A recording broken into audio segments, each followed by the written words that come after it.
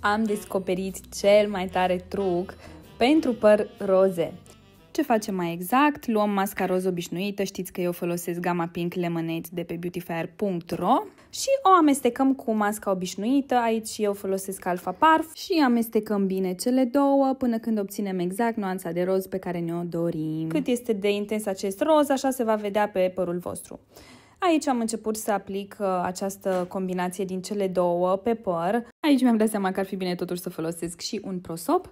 Am aplicat măștile cât mai uniform posibil, de la rădăcină la vârf și v-am lăsat în descriere încă un truc pe care l-am pus în aplicare cât am așteptat să acționeze aceste măști, mai exact 10 minute. Am clătit măștile și pe urmă mi-am uscat părul și l-am coafat cu Shark Flex & Style. Primesc foarte multe întrebări legate de acest dispozitiv. Să știți că sunt super mulțumită de el, îmi place cum ies buclele, mi se pare că încălzește un pic mai tare decât Dyson. Am aplicat și protecția termică, așa procedez de fiecare dată când folosesc surse de căldură.